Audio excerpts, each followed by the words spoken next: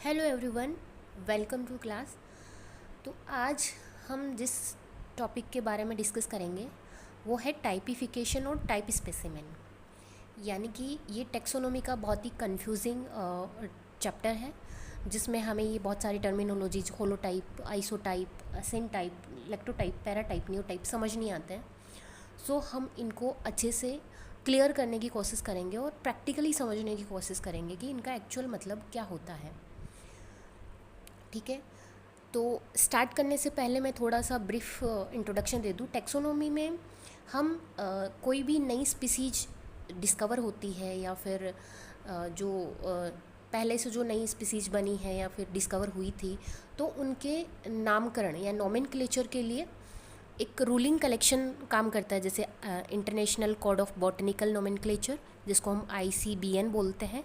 और प्लांट्स, ये प्लांट्स के लिए होता है ICBN, international code of botanical nomenclature, जो कि जितने भी प्लांट्स नए डिस्कवर होते हैं तो उनके लिए ये रूल्स का कलेक्शन है, जो बताता है कि क्या क्या आपको, किन रूल्स का आपको ध्यान रखना होता है। एक होता है ICZN, जो कि international code of botanical zoological nomenclature है, जो बताता है कि आपको जो एनिमल्स हैं उनके नामकरण के लिए क्या क्या आपको ध्यान रखना होता है, क्या रूलिंग कलेक्शन, क्या क्या रूल्स फॉलो करने पड़ते हैं। तो इन दोनों कोड, जो ICZN और ICBN, इनके अकॉर्डिंग न्यू स्पीसीज जब डिस्कवर होती है तो उसका टाइपिफिकेशन करना भी ज़रूरी होता है। टाइपिफिकेशन का क्या मतलब होता है? मान लीजिए कोई साइंटिस्ट है और उन्होंने नई स्पीसीज को डिस्कवर किया है, नई स्पीसीज को खोजा है, तो वो जब नई स्पीसीज को खोजता है तो नामकरण वगैरह ये सब तो कर ही देता है। उसके बाद उस ओरिजिनल जो स्पीसीज है, जैसे उन्होंने कोई प्लांट स्पीसीज खोजी होगी या फिर उन्होंने कोई एनिमल स्पीसीज खोजी होगी, तो प्लांट या फिर एनिमल का उनको टाइपिफिकेशन कराना पड़ता है। यानी कि जो प्लांट या एनिमल है उसका जो ओरिजिनल, वो जो ओरिजिनल है उसको एज ए रेफरेंस के रूप में उनको रखना पड़ता है म्यूज़ियम या हर्बेरियम में। ठीक है, तो जब भी वो नई स्पीसीज या फिर नई प्लांट स्पीसीज, एनिमल स्पीसीज़ को डिस्कवर करते हैं तो उनका टाइपिफिकेशन करवाते हैं। कैसे करवाते हैं कि वो उनमें से किसी एक को मैन सेलेक्ट कर लेते हैं, जिसको हम होलोटाइप बोलते हैं। यानी कि उन्होंने अगर 10 स्पीसीज को खोजा है, सेम है, तो उनको उनमें से एक होलोटाइप जो मैन कंसीडर करेंगे वो उनको हम होलोटाइप बोलते हैं। तो उन होलोटाइप का वो सिलेक्शन करते हैं, अदर का भी सिलेक्शन करते हैं और उनको फिर वो पब्लिश करवाते हैं। ठीक है, पब्लिश करवाने के बाद उनको वो म्यूज़ियम या हर्बेरियम में डिपॉजिट करवा देते हैं और फिर अपने रिसर्च पेपर में उसके बारे में साइट भी करवाते हैं कि उन्होंने यह जो स्पेसिमेन है, यह जो नमूना है, उन्होंने म्यूज़ियम या फिर हर्बेरियम में किस नंबर पे रखा है, मतलब उसका जो जगह है उसको भी ये मेंशन करते हैं। ऐसा क्यों करते हैं? ताकि इन फ्यूचर कोई साइंटिस्ट अगर किसी स्पीसीज की डिस्कवरी करेगा तो वो उससे उसका रेफरेंस ले सकेगा या उसकी तुलना या कंपैरिजन कर सकेगा, या फिर कोई भी अगर कोई स्पीसीज को देखता है तो उसके ओरिजिनल फॉर्म को भी वो देख सके। तो इस तरह से टाइपिफिकेशन क्या है? A type specimen is a reference specimen और standard specimen used for the original description and identification of a species. I hope आपको समझ में आ गया होगा कि टाइप स्पेसिमेन एक रेफरेंस स्पेसिमेन होता है या स्टैंडर्ड स्पेसिमेन होता है, जिसका यूज़ हम ओरिजिनल डिस्क्रिप्शन या आइडेंटिफिकेशन के लिए करते हैं स्पीसीज की। ठीक है, ये अलग अलग टाइप की टाइप स्पेसिमेन हो सकते हैं। जैसे होलोटाइप, अगर ऑथर ने वो अगर ऑथर है और उन्होंने एक स्पीसीज को एज ए मेन स्पेसिमेन के रूप में डेजिग्नेट किया है तो हम उसको होलोटाइप बोलते हैं। यानी कि जो मेन स्पीसीज है, मान लीजिए उन्होंने 10 स्पीसीज को खोजा है, तो उसमें से जो मेन उनको लगेगी कि भाई ये इम्पोर्टेंट है या फिर ये थोड़ी अच्छी दिख रही है, तो उसको वो होलोटाइप कंसीडर कर देगा। ठीक है, अगर वो होलोटाइप करेगा एक को और बाकी को वो बाकी हम समझ लेंगे कि वो बाकी स्पीसीज जो होंगी वो क्या कहलाएंगी। ठीक है, तो होलोटाइप का मतलब हो गया कि मैन सिंगल स्पेसिमेन, जो मैन होता है, जो ऑथर के द्वारा डेजिग्नेट होता है, उसको हम होलोटाइप कंसीडर करते हैं। सेकंड है आइसोटाइप। आइसोटाइप होता है होलोटाइप का डुप्लीकेट, एकदम कॉपी। अगर आइसो, वैसे भी आपको वर्ड से पता चल गया होगा कि आइसो टाइप का मतलब होता है कि होलो टाइप की कॉपी है।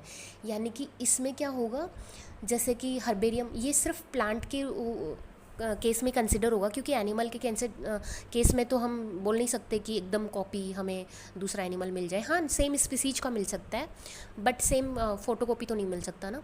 लेकिन प्लांट के केसेस में हो सकता है कि हमने एक प्लांट लिया तो उसकी 2 टहनी हमने ले ली और वो हर्बेरियम शीट में उसको लगा दिया, तो वो एक अगर उसका होलोटाइप है तो दूसरा उसका सेम ही रहेगा ना, तो वो उसका आइसोटाइप कहलाएगा। यानी कि जो आइसोटाइप कंडीशन है वो जनरली हमें प्लांट के केसेस में, यानी कि ये ICBN के रूलिंग कलेक्शन में आती है।